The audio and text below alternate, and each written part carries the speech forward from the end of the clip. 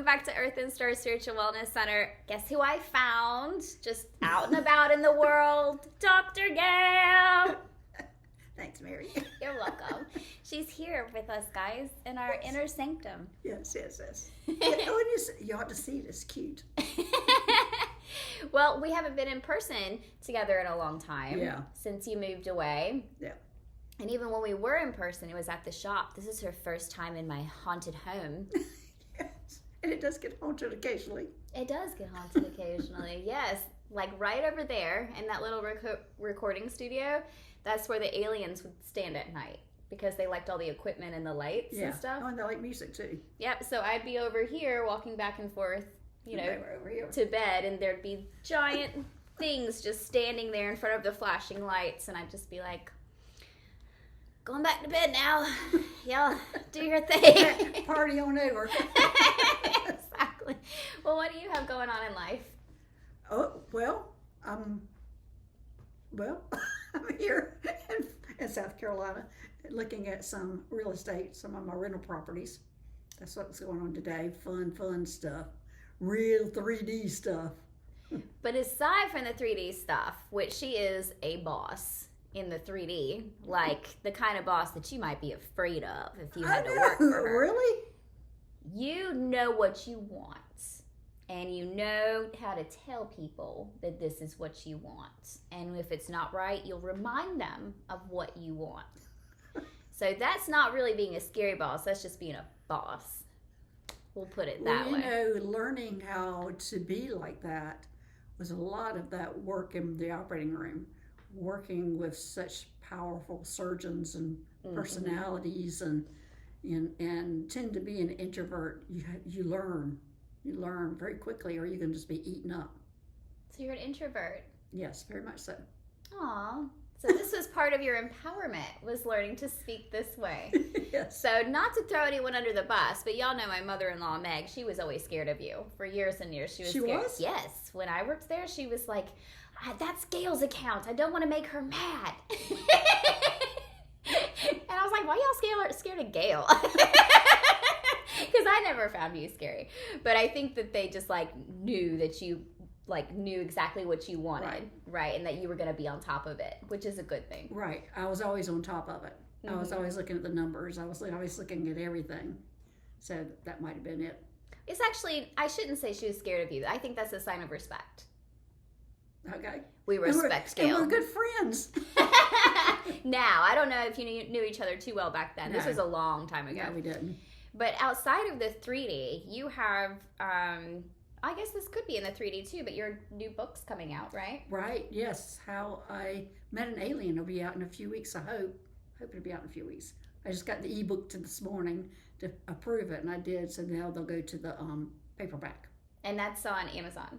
It'll be on Amazon, yes. So this one's called How I Met an Alien. Mm-hmm.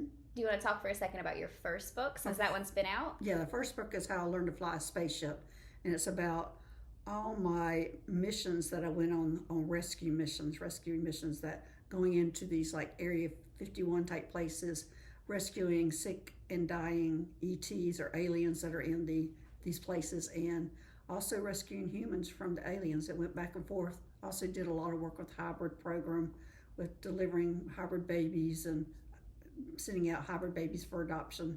So that book is about short stories. Each chapter is a short story about an adventure, and it reads as an adventure book. There are funny parts too. I don't think we always expect to laugh when we're reading adventure or something interesting or sci-fi-ish like that. But it's Gail. It's gonna be hilarious, guys. There were some funny times that I don't think people talk about. They always talk about the scary stuff. Mm-hmm. But there's so many, being human and being in their world, there are some funny things that happen. Probably my funniest thing is them giving a uniform. All these ETs are stick figured, and here they hand me one of their uniforms, and I'm supposed to wear it. That was a hilarious moment. Because it wouldn't fit, right? Or you didn't think it would fit? It didn't fit. Well, it didn't fit. I was walking stick figured, and I had to go into a meeting and try to sit down. It was awful, but they gave me another uniform in a couple of days. Like trying to wear a pencil skirt, huh? Yeah, it was Just awful. wiggling around. It was amazing material because it did not rip. It's extraterrestrial material. Yeah. I guess. I can Yeah. only imagine how Yeah. that feels. It sucks. They don't know how to make clothes for women. No, or humans. Or just humans in general. Yeah, they don't know what curves are. So we've got the 2 books. You guys make sure you go on Amazon and at least get that first book. What was it called again?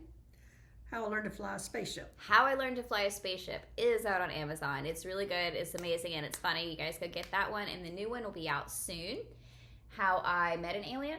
How I Met an Alien. This is about I was an interplanetary liaison, going from planet to planet, stars to stars, listening to their complaints. So I got to see a lot of different type of aliens or extraterrestrials and how they lived and things they ate. Oh, I do not do well eating strange food and hiding how I feel about it. So that was always an obstacle for me. What was the most interesting thing you saw in Area 51?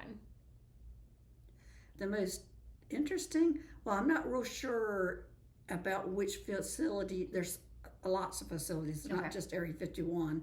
But I think one of my most interesting ones that I went in was that they had all the ETs each in a different room, which I thought were offices at first. But it went down, like you're walking down like a slight decline, and then there were big windows on the top. But then when you're walking in, this was my very first one I went in, that the fact that they started communicating me telepathically, and that's when I discovered I was telepathic. I didn't know how I was going to communicate with them, and then all of a sudden I'm communicating with them. And so I think that was fascinating, and how big it was. It was huge. I mean, it had signs up, which way to go, the lobby, or restrooms and things like that. It was huge. That surprised me how big it was. Interesting. I have so many questions, but I don't even know how to ask them, because it's just like aliens, Area 51, probes. And honestly, guys, I'm still getting, and Gail might dispute this terminology, but I'm still getting used to the fact that I was abducted by aliens. Yeah. And I say that because my history with aliens. Like, I used to not believe in aliens. And then I opened myself to the possibility they could exist, but just not in my realm. And then I met one at night, and it was huge and looming. It was kind of scary, and I wouldn't look directly at it, and then they started coming. But I think at the time they started coming because I was birthing starseeds. Right. So they have that higher vibrational energy. And we know that this is really geared towards ascension, that we have the starseeds coming in, and all of us probably at some point had a past life on an interdimensional planet as well. So what is ascension? Like, what is the purpose of ascension? Like, what is all of this that everyone's talking about? Well, they're wanting us to take a seat at the Galactic Federation and to know what's going on in not just our world. They want us to know what's going on outside the world, because what we do here, especially with our bombs and things, affects them. So they want us to ascend to where we're at their vibrational level to be able to take a seat at the Galactic Federation table and hear these things, hear about what we do and our warring ways, and just to be aware, being aware and being able to participate in it.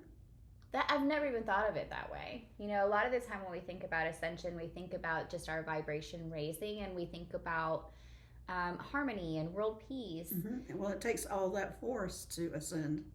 And we have to realize that, similarly to how we can't just think about the United States in government, we have to think that it's not just about Earth. I think that's probably my toughest hurdle to overcome with people, talking to people. Quit thinking about U.S. We are not the most important thing in the galactics, and because so many people go, why are they helping me? Why are they helping the government? And I'm going, because we're nothing compared to what's going on out there. But I get that all the time, where people have a really difficult time thinking outside the U.S. And now we have to think outside of the world. Right. Our world. Right. Because we're affecting other people's worlds. And that makes total sense. That there's like this higher federation. Right.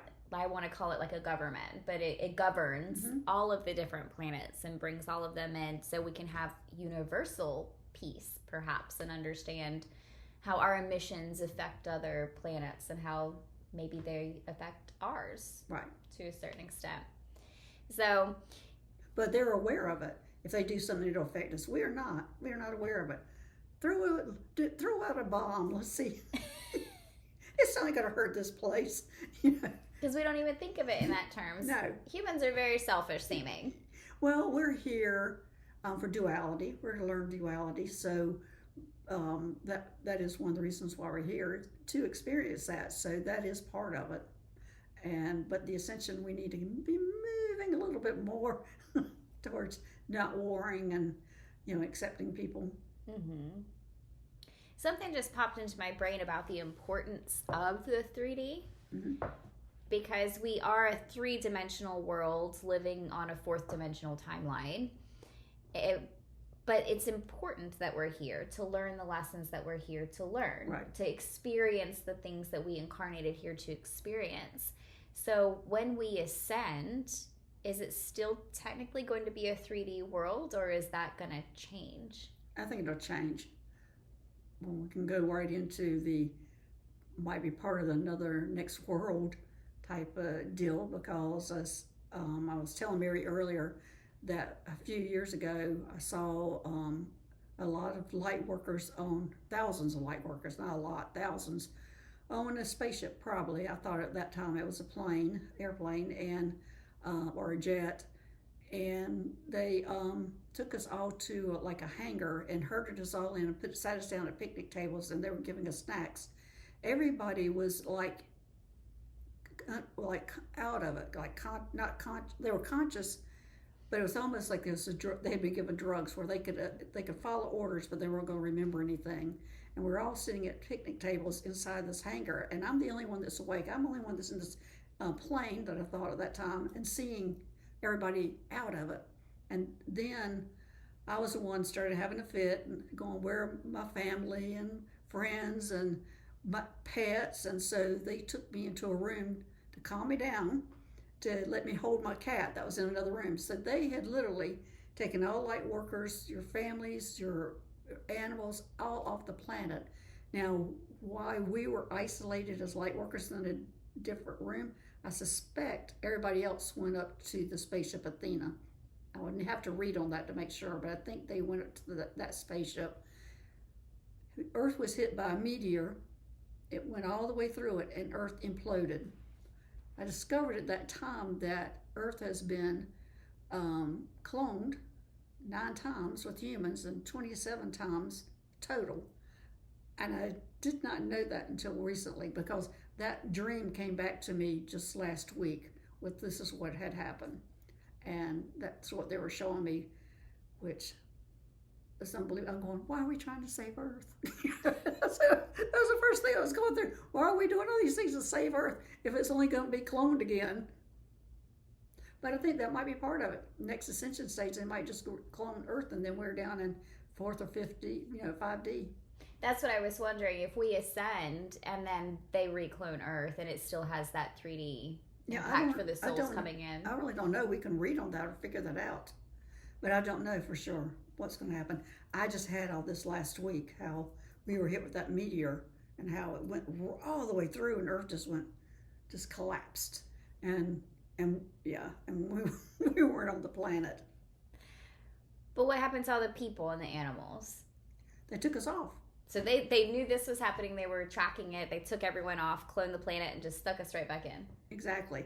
And there was a week there, a few weeks ago, everybody fell out of it. Yeah. And that's what happened. We all fell out of it because they had pulled us off Earth and put us right back in our spots. And we were going, I don't know what's going on with me. Well, that's what's going on. You were pulled off, you were drugged, and you were put back in your life. But you had already experienced all these other things. You know, you'd been on a plane or a spaceship, and then you'd pick them in the hangars. You know, I think we were gone for 48 hours. I like that you said drugs, because we had this conversation earlier too, so we're having it again now for you guys and your benefit, because you remember it. Yeah. Because you don't respond to drugs the same way. I don't respond to drugs, but also they told me I am so aware of everything already. You know, what I do, the rescue missions, all that kind of stuff. That's why I was still aware of what was happening there. It wasn't necessarily the drugs as much as I already had an awareness of it. Well, you've been working with them, right. So you were probably on the tell list. I might have been. It might have been on purpose they left me where I could tell it. I like to think that was important to me, because I started making a correlation between people who don't respond well to certain sedation drugs and people who can remember their dreams, or people who can remember these visions, like when the aliens are trying to knock us out and put us to sleep, but we still remember them. Yeah. Because I'm one of those people who I don't respond to sedation quite in that way. Like, for instance, if I'm getting a tooth worked on, they've got to give me 4 or 5 shots before I'm numb. You know, if I go in and they're supposed to be giving me Versed, so I don't remember anything and I don't really know what's going on. Well, tell them what Versed is. Everybody's not going to know. Versed is a medication we use before surgery that puts you out and you don't remember what happens, but you can respond to orders. Like, you can move around. We can tell you to move here. We can tell you to do this, that, and the other, and you'll respond. But you're not going to remember it, and you're just in la-la land. But that's Versed. I'm the person who I will remember, and I'm combative as well. I do not want to be held down. I don't want to be touched. I don't want that blood pressure cuff on, because you know that thing hurts. The first time it does. It hurts. So I don't want it. And they have to, like, every time I've had surgery, I'm pulling out IVs and I don't like this. And they're having to hold me down. And I remember it. I don't forget that I've done that. I remember that I've done that. This has happened 3 times now where I've tried to fight people. The first time, I was trying to fight someone over my purse because I didn't have it.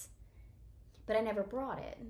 I remembered fighting people on drugs, but I did not remember that I had not brought my purse. So, whatever that means. But so it almost feels like there's a little bit of a correlation. Especially since my incident, too. When I was having a EGG, which was gastrostomy, when they were looking down in my stomach. I don't remember it. But they told me it took 5 people to hold me down and not ever use that drug again. and I can't say, do you remember what happened? And I'm going, no. And they're going, good. They made sure to tell her, you don't tolerate this drug well. Make sure everyone in your future knows that you do not tolerate. Exactly what they said. As you turn into the Hulk. Yeah. The She-Hulk. But I just found that like an interesting correlation, because going back to my being abducted from aliens, and it's taken a year for me to even be able to say that. Yeah. Because I've been processing so deeply, and I was in shock for so many months afterwards. For those who didn't hear the story, this was last year when I visited Colorado. I think it was in October. And while I was there sleeping, I had fallen asleep with a t-shirt and underwear on. That's all I was wearing. I was in a hotel room. I fell asleep. I woke up, same way, t-shirt and underwear, but I was in like a gray room. To me, it looked like cement with a metal door, and the door had a window in it. And I was panicked. I didn't know where I was. I was banging on the door. And then all of a sudden, a man didn't open the door, but came through the door and was standing between me and the door. And I was trying to get around him to get to the door, and he wouldn't let me by. But I had the realization he was wearing a mask of a human. A human. Mm-hmm. He never took it off. So I don't know what kind of alien this was, but I had the realization it was a mask because it just didn't look right. He was pretending to be human. And while I'm like trying to get around this man, basically just like that, I feel I'm back in the bed, and I feel someone, you know how you can feel if someone's sitting on the bed and then they get up? Yeah. That's what it felt like. I was just instantly back in the bed, and someone got up off of the bed, and then I opened my eyes. And I was so out of it the next day. Like, You were out of insanely. it for like a week. It took a really, really long time. And like I said, I'm only now coming to terms with the fact that I was taken from my body and locked in a room. Mm-hmm. Okay. Let's say, were you abducted? But what's the definition of abducted? No. My definition of abducted is taken out of my body without my prior knowledge or consent. Was this her previous consent? Yes. Without my conscious consent. My conscious consent. That's what I suspected. It's not. It was for your benefits. In fact, probably afterwards, you had a lot of different changes, didn't you? I remember you did have a lot of different changes. That have happened over the course of the year. Yeah. It's continued. And I think you read on I it at did. the time because I was so freaked out I couldn't even Right. sit still to figure out what was happening. Yeah. And you were like, they were doing upgrades. Mm-hmm. It's fine. I was like, it didn't feel fine. It was terrifying. It really is terrifying. Yeah. I suspect that I've been terrified too, like that, because of our response to surgery and drugs. Mm-hmm. Usually, when people have those kind of responses and start fighting, the first thing you think of is this person has been abused, physically abused, when they react fighting like that. And you really have to step back and figure out how to handle them, because their natural ability or natural reaction is to fight.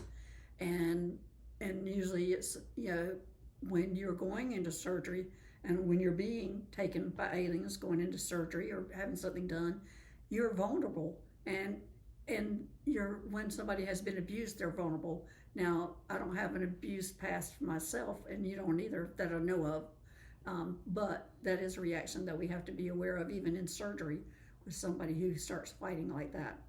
We have to be really, try to be tender, like you talked about the one sitting on holding you down, was whispering and talking you down. We have to be really conscious of that. Mm-hmm. What she's talking about is during my last surgery, when I was freaking out and trying to pull everything out, I did manage to have I don't know what she was, maybe a, what do you call them? Like an ER tech? What do you call them? It was a tech, or was the anesthetist? I don't recall. There was a lot of people there, and they didn't quite say their title or anything. Right. Well, they don't. None of us do. Yeah. Yeah, she didn't say her title or anything, but she was. When I started fighting, she laid her whole. She was a tall woman. She laid her whole body over me and held me down. That was the nurse. That was a nurse. Because that's what we do. We lay our whole body over your body. Yeah, that's what she did. She laid her whole body over on top of me, and that is not the thing that calmed me down. That was what calmed me down was her talking. Even though her whole body was physically holding me down, she was saying, "It's okay. It's all right. It's all right." And I'm sure they were talking behind my head, and someone stuck something in my IV until I completely conked out. but the sound of that, the vibrations of her calming voice, calm me down. So even remembering these things and having these upgrades, the upgrades I assume are the kind of helping us get towards ascension. Well, I mean, my last one that I was telling you about, where I woke up and I couldn't see out of my right eye, or there was a film over it, and I knew exactly what had happened because I could kind of remember it. That they had taken me and they had put another implant in. Now these are positive implants we're receiving. These are good ones, and I was obviously woke up when they put me back in my bed, and I sat up and I couldn't see, and I knew, and I kept telling them, fix it now, fix it. And they kept telling me, go to sleep, you'll be fine. Sleep, little Gail. and sure enough, when I went to sleep, finally, I was mad. I woke up and I was fine. That was your alien nurse. Yeah. Shh, go to sleep. Go to sleep. You're not supposed to be awake right now. That's right. I imagine that is scary, waking up and you can't Yeah, see. and it was like when people do go in the operating room, we put ointment in your eyes before you go to sleep. When we close them, a lot of times, not more of the lengthy surgery, not all of them. And that's exactly what I felt like. I felt like there was an ointment in my eye that I couldn't get it to go away and see through it. And That's probably what it was. Do you know what the upgrade was or what its effect has been? You know, the effects of about seeing Earth collapsing, and what was the other thing I told you about? Is that going to happen again? Well, yeah, of course it's going to happen. I mean, it's already happened 9 times.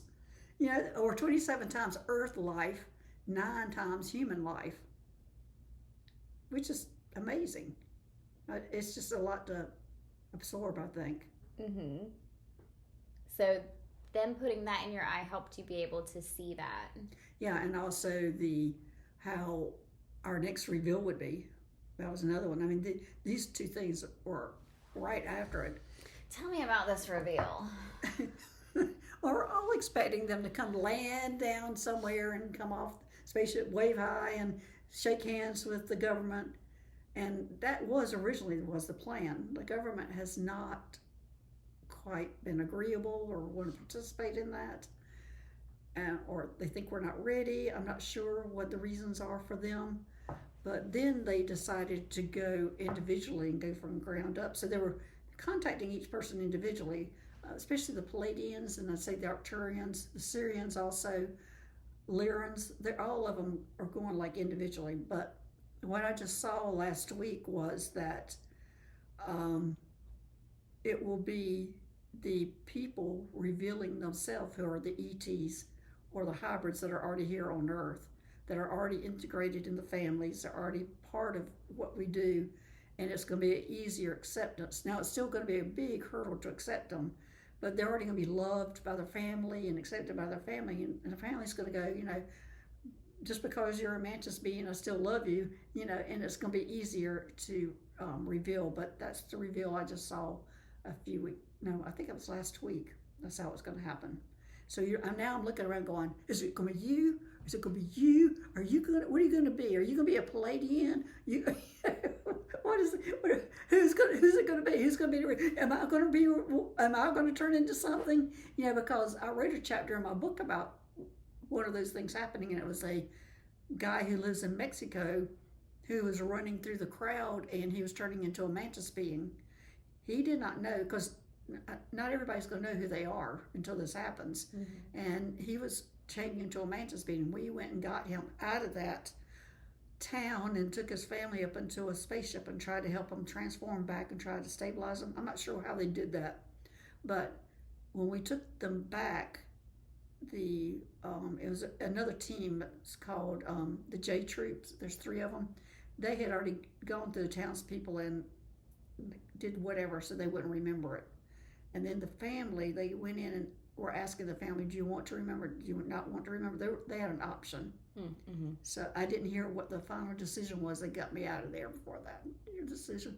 But that was how many years ago that I saw that? That was 3 years ago that I participated in that. And now they're showing me that's how it's going to happen now. Did they give you a date or just... No. You're like, of course not. Of course not. Guides and aliens don't give dates. What's time, right? What's exactly. time to them? So, but I'm curious, is this going to be where, people just suddenly remember that they are a starseed or alien, but still look like their human form? I don't know. They're going to turn into an alien form. Okay. So we can do some readings and figuring all that out, but I don't know any of the details. I'm still trying to absorb that information. Going, how's this going to look? How's this going to happen? But it makes sense that it would be easier if they're already here just to reveal who they are. And even a lot of them are not going to know who they are until they do turn into something. I was also curious, if they do turn into something, will everyone see them that way, or only the people who are higher vibrating and more ascended versus the people who are very 3D? Probably the higher vibrating, but maybe by that time most of the people will be, or everybody might be by then. I don't know. Maybe we're all going to be. Maybe we are all aliens. Could be. Could be. Maybe we all can transform them into something. Well, we know at least one of mine is. So that was that. And I actually even have a painting, because for Father's Day one year I had a custom painting done of my whole family as superheroes. Yeah. So my husband, he was some Batman type motorcycle character. So super strength, right? Mm-hmm. My oldest was super speed. I was a shapeshifter. The middle, he can control weather in the painting, and then my youngest was an alien, just up on a cloud talking to aliens. Like that was his superpower. It was just that he was an alien. So I like that. Well, we've had what I was remembering going, oh my gosh, remember some of the movies when these people have these special powers, how they're, have to hide from society because of their special powers. And so I don't know how, whoever wrote those movies, it's time for me to go back and look at what they were writing about, because that might be our future. Mm-hmm. And something just kind of hit me that now I think superpowers are things that people want more. People really want to have that special They do, connection. a lot of people, but then just think of the other people who want to just control it. Mm-hmm. So you've always got that too, the other side. And I had the thought that just like the 3D Earth is important, we really only consider them superpowers because they're extra. They're not normal within the 3D. There's something higher than that. We consider it normal. Mm-hmm. Right. So that's why I'm curious. Like, I just see such a yearning and a longing for, I want these powers, I want this, I That's want not this everybody though. communication. It's just who we're exposed to. Who we're exposed to, yeah. Yeah, so I mean, because I'm just looking at, because most of your family is kind of like that, except for, well, you do have some that's not, but which you surround yourself, it's like that. But then just step outside and walk through Walmart. These people, there's a lot of people who are not going to accept that and going to be scared of it, and going and not going to be able to shift into what their own reality has always been. It's going to be hard for a lot of people. So is there the thought then that those people who do want that longing, or is it safe to say maybe there's a yearning or a remembering inside of them? I think so. Maybe they are extraterrestrial or do have that in the past. Interesting. So Ascension symptoms, guys. The aliens have been coming to you. Maybe you don't remember it. Maybe you're ascending. Maybe your vibration's getting higher. I know headaches, number one. I've had a headache all week. And I've had one, and I don't get headaches. But my very first time, my times when I'm going up or going to the next level, the first time I was meeting an alien, they had me go on a bland diet for 5 days. And in fact, I just thought about that. It was for the first time since then, they asked me to go on a bland diet. I had to go on a bland diet again for 5 days. Didn't know why. That's when the eye thing happened. So whenever I am affected with nausea and wanting to throw up whenever these things are happening, so they tell me to go on a bland diet before something major is going to happen. So my first time I met an alien, the one that taught me how to fly a spaceship, when he came in, I was on a bland diet for 5 days, not knowing what was happening, but I was going, okay, I'm going on a bland diet, why not? And then I was going, oh, just think of all the food on a bland diet, bread, pasta. Yeah, we're gonna do that for 5 days, why not? Just calorie loading. when athletes do that before big events. So it was just like, okay, 5 days of it. Was on day 4 that's when an alien appeared in my living room, which was, I think, maybe, I don't remember which chapter that is in my book, but that's when that happened. 5 days on a bland diet. And I just had to do that for the first time in 5 years. I had to do it again here recently when they took me up for surgery. Now, this is pretty widespread. People are getting these swimmy feelings, the headaches, Everybody's different, because like Danny, whenever it happens to him, he's having, dizziness, and he can't hardly function. He's called me when he was in the bathroom on the floor having such terrible symptoms from it. And so it affects people differently. Me is nausea. So, and apparently you is headaches. So my question then is, what big thing is happening or coming right now that this is what's hitting us Well, so just hard? look at the information I've just shared. So that's pretty big information in itself. So people being able to receive it, they're going to be leveling up too. The big reveal is coming, guys. You're going to be an alien soon. As I said, I am looking at people differently going, is it going to be you? Is it going to be you? Well, let's pivot just a second and talk about implants, because that's what they did to allow you to see that this was coming. Is this going to be like a thing? Like not just specific for this? Are you going to be able to see the future in general with your implant? I've always been able to see the future. I just do not disclose the information. So what's the difference between your gift? Did it just like amplify your gift? Yeah, it amplified it. It's almost like I just put some glasses on.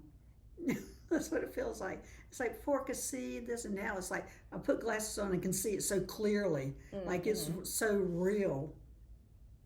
So these particular implants, that I know we've talked about them with you guys before, but these are basically just little contraptions that can help raise the energy field or direct the energy in a certain way to amplify a gift that you might already have, or to just raise vibrations.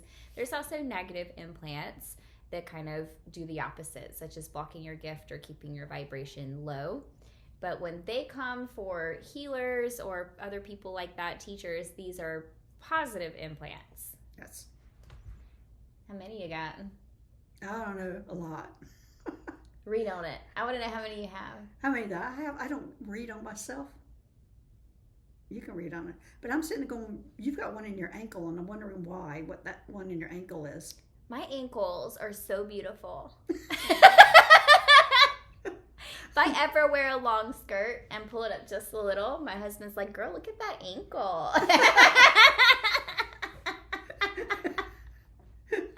I'm just kidding.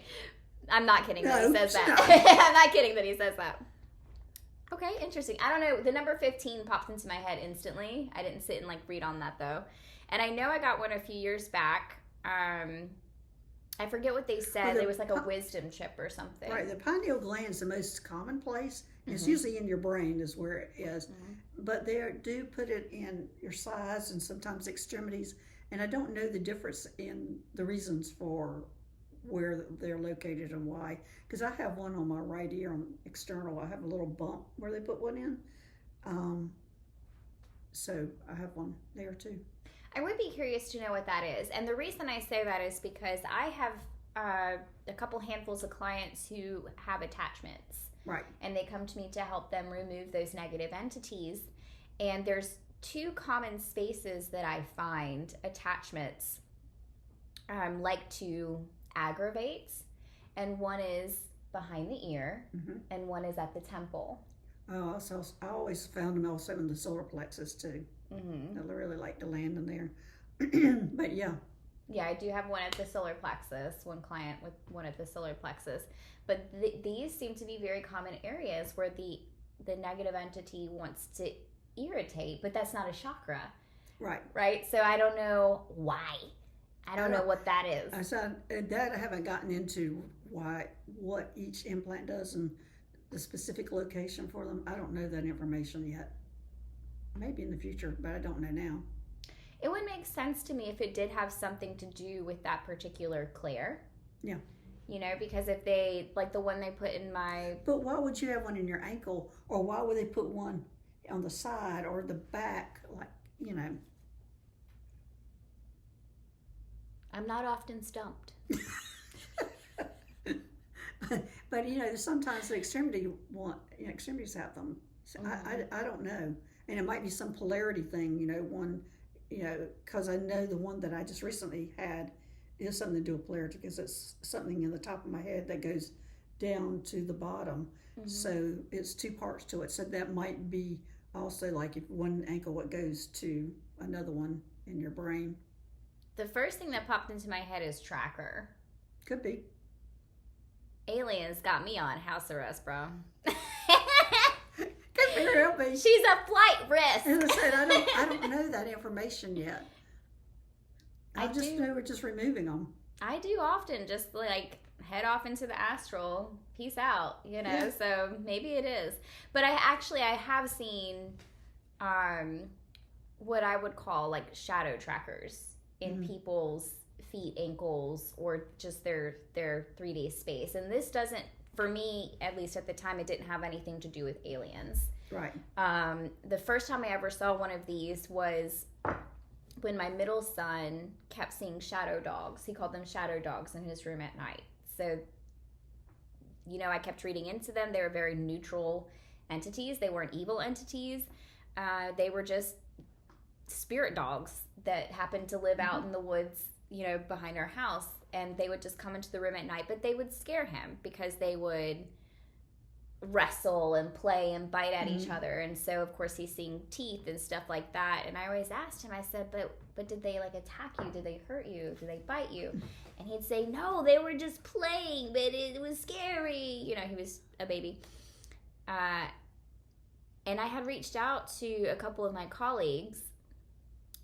Roland was one of my colleagues that I reached out to read on this, because sometimes when you're really close to something, it's better just to reach out to someone else, just because they can get that broader perspective you're talking about. Yeah, because I really can't read on myself that well. And I can tell when something's there, something doesn't feel right, but then and sometimes I can read on it, but then sometimes by the time something's there, I'm too tired to get a clear view. But anyways, and so I reached out to, I think at that time it was Roland, and he's like, yeah, well, the dogs keep coming back to your house because there's a tracker there. And so I was able to scan the room, and I found this little thing. To me, it looked black with red lights on either end, and the dogs kept coming back to the tracker. So I took the tracker, threw it out into the woods. They quit coming. They might have come back once or twice just out of memory, but it wasn't like a constant magnetizing thing. Right. And that's something I also see with entities. People who have entities that, or at least an infestation where I get them to go and then they keep coming right back, aside from raising their personal vibration. Right, I was going to say, usually that's the reason, is because they haven't done their work. Right. So we're definitely, if I know that we're raising that vibration and working on a regular basis and they keep coming back, that's the thing I'm looking for, is trackers. Are there trackers in their home? And that I have found characterized by a clicking sound. Oh, okay. But you said before that when you hear a clicking sound, it's usually a mantis being. Yeah. So now we're seeing like two correlations here between like my work in the light and the dark realms and spiritual warfare, and then the alien realms as well. So they could have trackers, and oh, definitely. Mantis beings can make clicks under your bed. Mantis beings are the ones that are really, they're like the surgeons. They do a lot of helping people, physically helping people. So yeah, when you're hearing that clicking noise, usually to me it means I'm getting ready to go have some surgery or implants or whatever, or they're getting ready to reveal what my next big thing's going to be, because that was the first thing that came to me when I was asked if I would help them. It was a mantis being, and it was also a mantis being that sent me up into the rescue missions. It's always a mantis being that's coming to me to tell me my next big whatever. Interesting. Is it because you do medical stuff, or would that be for everyone? Could be. I know it definitely is because I do medical stuff, but I don't think it's specifically that. I think they do.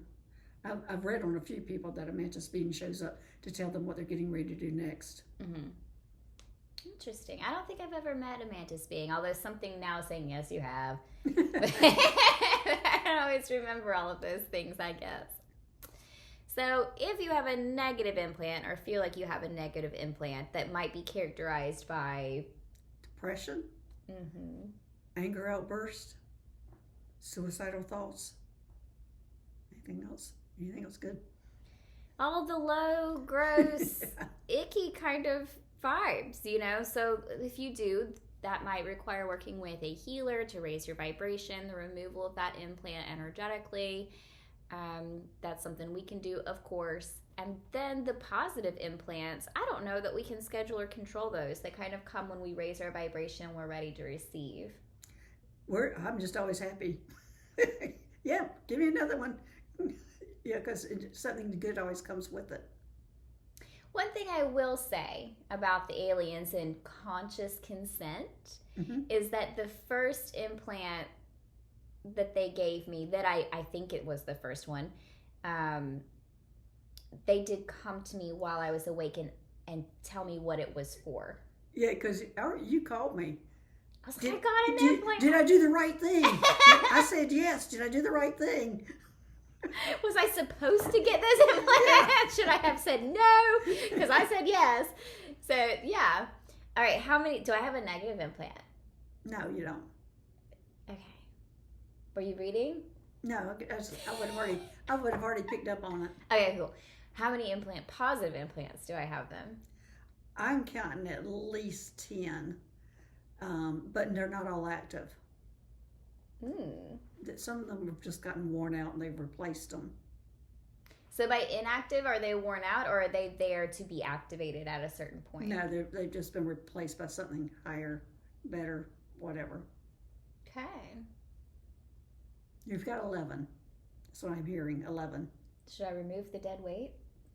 Should we take out all the ones that aren't working? Isn't that a good question? They would have taken them out if they needed to take them out. Okay. I might have a conversation with them about that. It's like leaving a bullet in. Why would you leave a bullet in your body? Well, I've got a plate and screws left in my body. For the story, right? For the story. I've got 11 implants. I got a bullet in my body. Yeah. Look at my ankle. Yeah, 11 of them. I saw you looking at my foot earlier, but I thought it was just distracting you. No, I just was going, why does she have an implant in her ankle? Well, I think that we had a good talk about the Ascension symptoms that you guys might be experiencing right now, what that could mean for the upcoming big reveal, as well as a couple of informational stories. Is there anything else you want to talk about or let people know right now? I don't think so. I think that's enough to absorb, enough information. It's a lot. Yes, Go buy her books, guys. Yes, go buy my books. It's on Amazon. Thanks so much for being here. It's always a pleasure. I'll kiss her after you guys aren't looking, you pervs. Love you. Bye. Bye-bye.